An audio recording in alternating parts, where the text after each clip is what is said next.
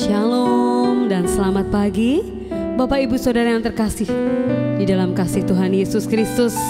Haleluya. Saya percaya bahwa kita sangat mencintai Tuhan Yesus yang luar biasa. Mari kita akan awali pagi hari ini untuk datang meminta pimpinan Allah kita yang luar biasa, bahwa kita butuh Tuhan Yesus di dalam hidup kita untuk melakukan segala sesuatunya.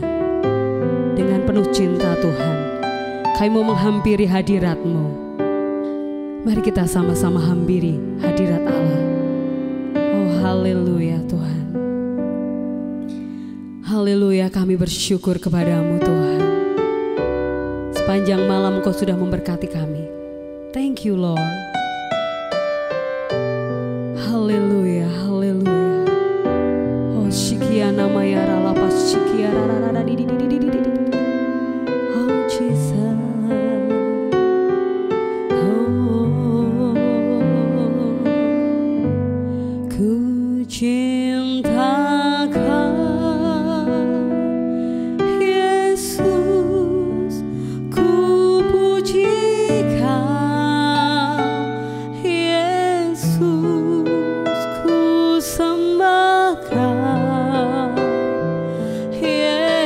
Yesus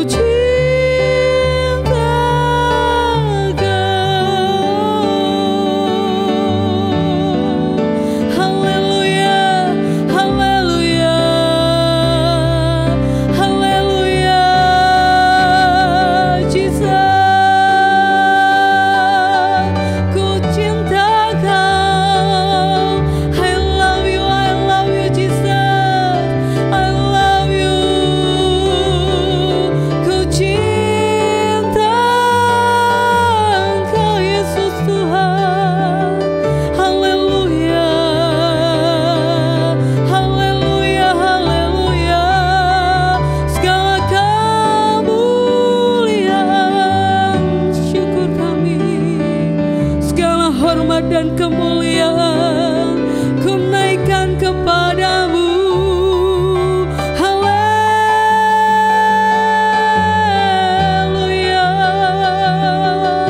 Ya rala mama mama mama shikia rala rala rala. Oh ya rama mama mama mama mama mama mama. Oh kiana mama mama ya rala mama mama. Ku mencintai Engkau Yesus. Hiana ya rala rala rala rala rala. Oh kiara papa papa papa papa papa papa ya rala rala rala. Oh yana yana maya rala papa papa papa papa shikia rala rala rala. Ku mau memenuhi Engkau dengan puji-pujian kami pagi hari ini Tuhan. Dengan penuh cinta kami menghadap di hadirat-Mu. Haleluya. Ya nama mama ya rala basyiki ya rala rala rala. Sembah Dia. Mari sembah Dia dengan bahasa-bahasa yang baru. Hiki ya rala rala rala. Basyiki ya nama ya rala papa papa papa papa. Sikiara la la la la la la la la. Hikiana ya la baba baba baba ya sikiara la la la la la. Oh thank you Lord Jesus, I love you. Terima kasih Tuhan buat perkenanan-Mu di dalam hidup kami. Terima kasih Tuhan.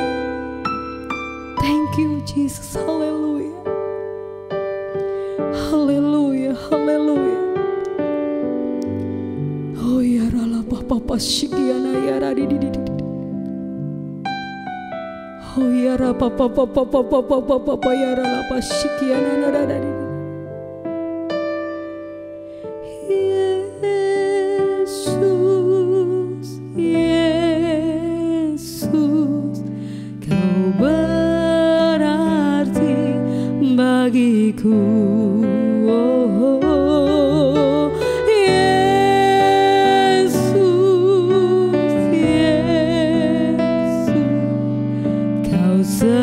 Segalanya bagiku. Lebih lagi katakan haleluya.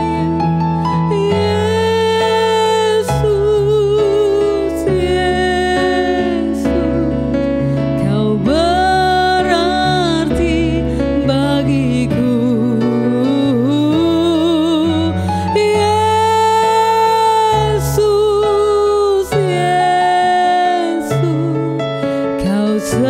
Segalanya bagiku.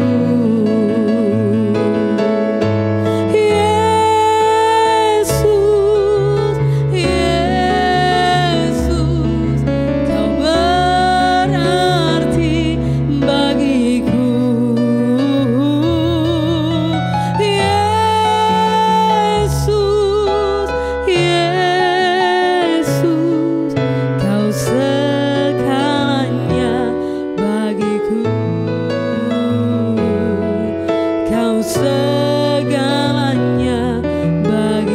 Kau segalanya Tuhan. Kau segalanya bagiku. Haleluya, haleluya. Itu pernyataan iman kami Tuhan, bahwa kami memerlukan Engkau di dalam kehidupan kami. Pagi hari ini Tuhan, berfirman-Lah buat hidup kami. Kami rindu, kami perlu Engkau di dalam hidup kami. Memberkati hamba-Mu yang mau menyampaikan firman-Mu. Kiranya pernyataan Allah akan ada boleh di dalam setiap hidup kami. Kami bersyukur buat pagi hari ini. Kami serahkan hidup kami. Kami serahkan firman-Mu buat hidup kami Tuhan. Hanya di dalam nama Tuhan Yesus Kristus. Haleluya.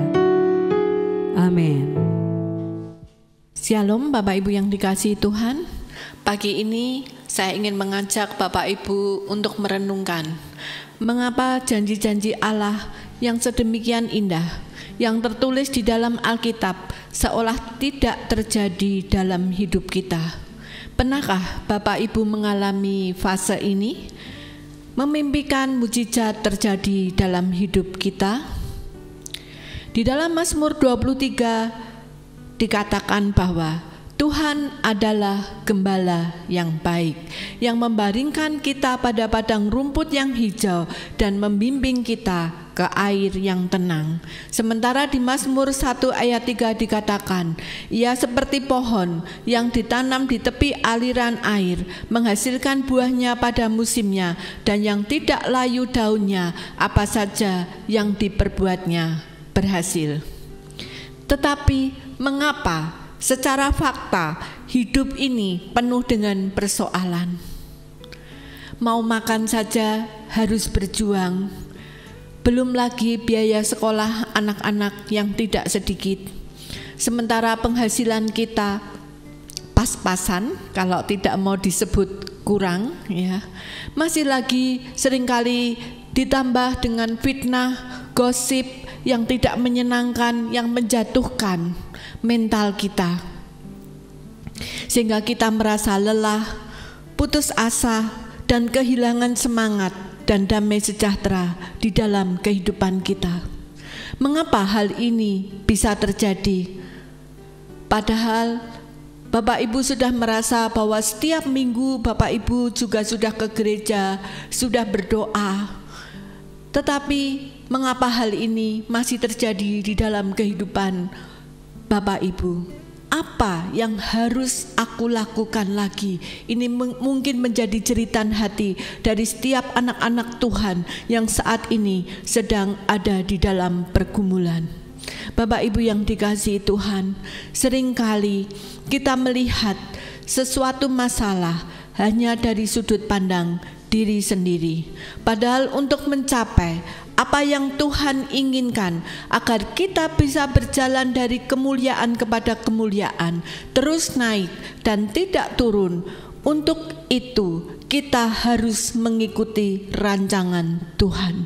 Dan sebenarnya Tuhan tidak tinggal diam.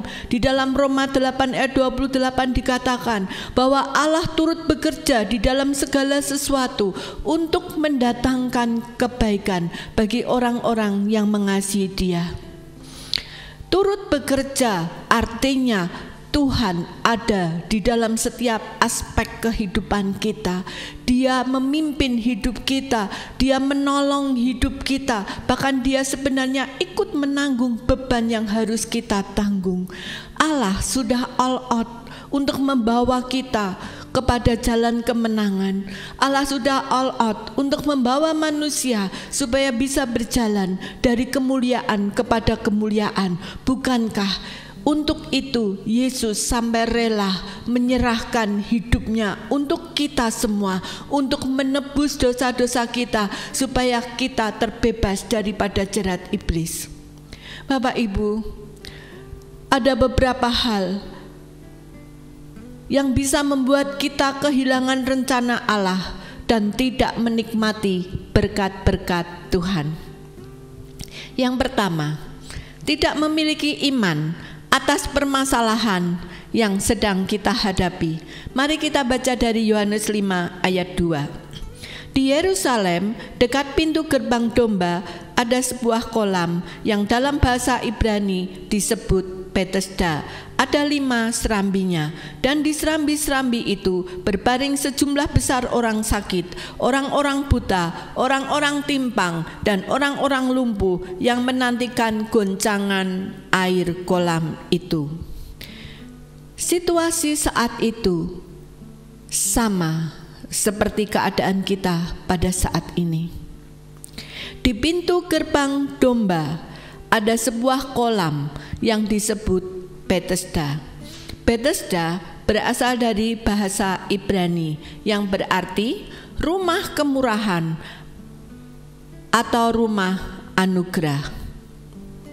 Saat ini pun di pintu gerbang anak domba ada kolam anugerah yang sering kita sebut sebagai kolam kasih karunia. Dan di sekitar kolam kasih karunia saat ini pun banyak orang yang menanti mendapat kesembuhan, mujizat dan berkat-berkat daripada Tuhan. Orang-orang buta baik secara fisik maupun buta di dalam kehidupan, yang tidak tahu lagi harus berbuat apa. Mereka sedang berada di sana. Juga orang-orang timpang, orang-orang lumpuh, baik itu secara fisik, mereka mengalami kelumpuhan atau ketimpangan, tetapi juga di dalam kehidupan. Berapa banyak dari kita yang mengalami kelumpuhan secara ekonomi, ketimpangan di dalam kehidupan. Ini semua ada di pinggir kolam kasih karunia Tuhan. Mereka sedang menanti bahwa mujizat itu akan turun. Air itu akan tergoncang. Kasih karunia Allah turun, menyertai dan memberkati. Mereka menunggu air itu tergoncang. Seperti dikatakan di ayat 4. Sebab sewaktu-waktu turun malaikat Tuhan ke kolam itu dan menggoncangkan air itu. Barang siapa yang terdahulu masuk ke dalamnya, sesudah goncangan air itu menjadi sembuh apapun juga penyakitnya.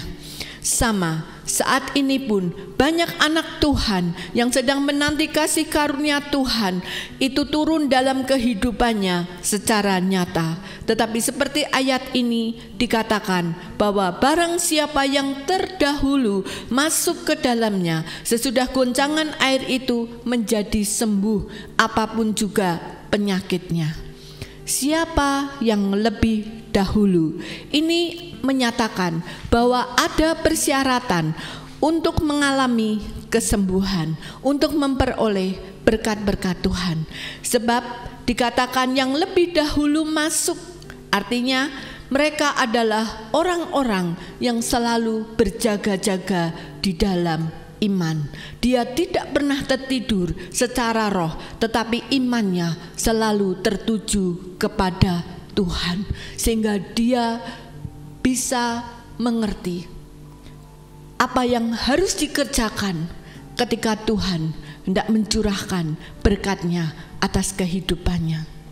Hanya orang-orang yang sefrekuensi dengan Allah, orang-orang ini bisa menangkap kegerakan Allah.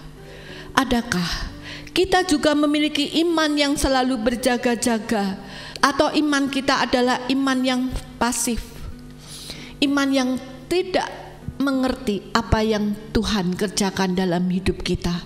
Iman kita hanya monoton, kita hanya percaya kepada Tuhan, tetapi hanya sekedar percaya, tetapi tidak mengenal Tuhan secara pribadi.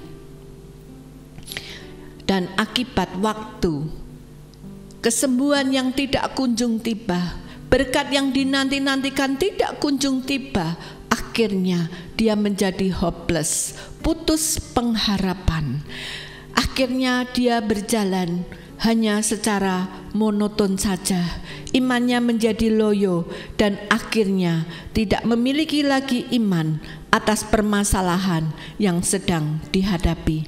Dia menjadi lelah, jenuh di dalam penantian. Seperti orang lumpuh ini, 38 tahun lamanya dia di sana menanti kesembuhan, tetapi tidak kunjung tiba kesembuhan yang dinanti-nantikan. Kita baca di ayat 5. Di situ ada seorang yang sudah 38 tahun lamanya sakit. Ketika Yesus melihat orang itu berbaring di situ, dan karena ia tahu bahwa ia telah lama dalam keadaan itu, berkatalah ia kepadanya, "Maukah engkau sembuh?" Jawab orang sakit itu kepadanya, "Tuhan, tidak ada orang yang menurunkan aku ke dalam kolam itu apabila airnya mulai goncang. Dan sementara aku menuju ke kolam itu, orang lain sudah turun mendahului aku." Dari ayat ini, kita bisa memahami bahwa manusia seringkali seperti orang lumpuh ini. Dia tidak tertuju kepada Tuhan, tetapi lebih kepada pola pikirnya sendiri. Jadi sekalipun dia ada di tepi kolam, menantikan kesembuhan yang datang daripada Tuhan, tetapi tidak pernah bisa menangkap apa yang harus dia kerjakan, yang Tuhan mau, yang bisa mendatangkan berkat, kesembuhan, mujizat dari Allah. Hal ini dapat kita ketahui ketika Tuhan bertanya, maukah engkau sembuh? Bukankah itu yang sudah diharapkan selama 38 tahun di dalam penantian untuk mendapatkan kesembuhan? Tetapi dia tidak langsung berkata, ya Tuhan, aku mau sembuh. Dengan antusias dia menjawab pertanyaan Tuhan. Tetapi apa yang dikatakan oleh orang sakit itu? Jawab orang sakit itu kepadanya, Tuhan, tidak ada orang yang menurunkan aku ke dalam kolam itu apabila airnya mulai goncang, dan sementara aku menuju ke kolam itu, orang lain sudah turun mendahului aku. Ternyata orang lumpuh ini terpancang kepada logikanya. Sekalipun dia menantikan kesembuhan Tuhan, tetapi dia lebih terpancang kepada pikirannya sendiri, kepada logikanya sendiri. Dan hal ini akan menghambat kesembuhan atau berkat yang sudah Tuhan sediakan bagi kita. Dia berpikir bahwa harus ada orang lain yang membantu dia untuk proses kesembuhan ini. Bukankah hal itu seringkali sama seperti yang kita lakukan? Sekalipun kita berdoa kepada Tuhan, tetapi kita tidak mendengar atau mengerti apa yang Tuhan mau. Kita masih memakai pola pikir kita sendiri, dan kita berharap orang lain, orang yang ada di sekitar kita untuk menolong. Karena untuk menyelesaikan masalah kita harus ada orang lain yang membantu kita. Sehingga dia berkata, tidak ada orang yang mau menurunkan aku dalam kolam itu apabila airnya mulai goncang. Dan dia berpikir, aku kan lumpuh, sementara aku merambat menuju ke kolam itu, orang lain sudah turun mendahului aku. Bapak Ibu yang dikasihi Tuhan, seringkali kita lebih melihat pada apa yang kita lihat secara mata jasmani, dan seringkali kita mengasihi diri sendiri berlebihan. Bapak Ibu, sekarang kita bayangkan kalau orang lumpuh ini, dia tidak lumpuh secara total. Saya percaya itu. Dia bisa bergerak. Kalau satu hari dia mau bergerak 1 senti saja, bergeser 1 senti saja, selama 38 tahun, saya percaya dia sudah ada di tepi kolam Bethesda. Dan ketika air itu tergoncang, dia tinggal menggulingkan badannya untuk masuk ke dalam kolam itu. Dan saya percaya dia akan menjadi orang yang pertama untuk bisa masuk di dalam kolam Bethesda. Tetapi kenapa hal itu tidak dilakukan? Karena logikanya, karena pemikirannya yang ada rasa takut dan sebagainya. Ya kalau dia masuk, kalau dia mendapat kesembuhan, mungkin seperti itu ya, kita tidak tahu, di Alkitab tidak pernah tertulis. Tetapi ada kemungkinan orang itu takut, ya kalau dia masuk, kalau dia sembuh, kalau enggak. Nah, seringkali kita di dalam penantian kita untuk hari esok menjadi lebih baik daripada hari ini, kita sama seperti orang lumpuh ini. Pikiran kita penuh dengan kata tidak mungkin. Pikiran kita penuh dengan harapan orang lain mampu menolong kita. Tetapi terpujilah Tuhan, Allah kita adalah Allah yang setia, sehingga Tuhan tidak menjawab permasalahan yang dikemukakan oleh orang lumpuh ini. Tetapi kata Yesus kepadanya di ayat 8, bangunlah, angkatlah tilammu dan berjalanlah. Dan puji Tuhan, orang lumpuh ini ketika memiliki hubungan secara pribadi dengan Tuhan, saya percaya imannya akan dibangun, imannya akan dikuatkan. Dan seketika itu juga dia ambil tilamnya, dia bangkit dan berjalan, dan kesembuhan itu terjadi seperti yang dikatakan di ayat 9. Dan pada saat itu juga sembuhlah orang itu, lalu ia mengangkat tilamnya dan berjalan. Bapak Ibu yang dikasihi Tuhan, untuk kita rindu memiliki hari depan lebih baik dari hari ini. Untuk kita rindu mengalami terobosan dalam kehidupan ini, atau kita terlepas dari masalah-masalah kita, miliki hubungan yang intim dengan Tuhan. Sebab ketika kita memiliki hubungan intim dengan Tuhan, ada satu kekuatan yang Tuhan alirkan di dalam kehidupan kita, sehingga iman kita bukan lagi menjadi iman yang ragu-ragu karena tidak sesuai dengan logika kita, tetapi berani melangkah. Puji Tuhan kalau orang lumpuh itu tidak berkata, "Tuhan, bukankah aku lumpuh? Masakan Engkau meminta aku mengangkat tilam?" Dia tidak berkata demikian, tetapi dia mau melakukannya, dan saat itu kesembuhan terjadi. Demikian juga dengan kehidupan kita. Ketika kita rindu memiliki hari depan lebih baik, bangun hubungan intim dengan Tuhan dan lakukan apa yang Tuhan mau. Saya percaya ketika kita melakukan apa yang Tuhan mau, mujizat itu terjadi, kesembuhan itu terjadi, terobosan itu terjadi di dalam kehidupan kita. Amin. Bapak Ibu, percayalah, bersama Yesus kita akan memiliki hari depan yang lebih baik dari hari ini. Mari kita bersama-sama berdoa. Bapa di surga, pagi hari ini kami datang kepadamu. Mari Tuhan, Engkau menjamah kami, pribadi lepas pribadi. Bahkan Engkau mengevaluasi hidup kami Tuhan, terkhususnya bagi anak-anak-Mu yang merindukan hari ini mengalami satu terobosan di dalam hidupnya, mengalami kesembuhan. Mungkin hari-hari ini kami seperti orang lumpuh ini Tuhan, yang hanya memimpikan mujizat yang datang daripadamu.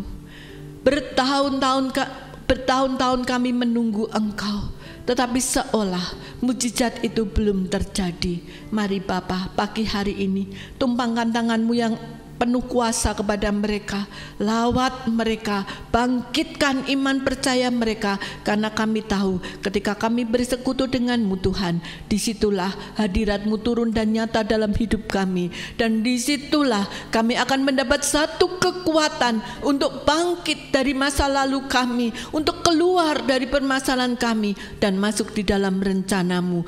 Kami percaya Tuhan bahwa rancangan-Mu adalah ya dan amin. Engkau merindukan kami berjalan dari kemuliaan kepada kemuliaan, untuk kami terus naik dan bukannya turun. Terjadilah di dalam kehidupan setiap anak-anak-Mu Tuhan. Terjadilah itu di dalam kehidupan kami, karena kami tahu Tuhan, ketika kami bersandar kepada-Mu, maka tomorrow will be better. Itu akan terjadi di dalam kehidupan kami. Teguhkan iman percaya kami kepadamu, dan biarlah kami hanya berfokus kepadamu, tidak mengandalkan logika kami, tetapi terlebih kami mengandalkan Engkau, karena Engkau ya dan amin. Terima kasih Bapa, di dalam nama Tuhan Yesus kami berdoa dan mengucap syukur. Haleluya, amin.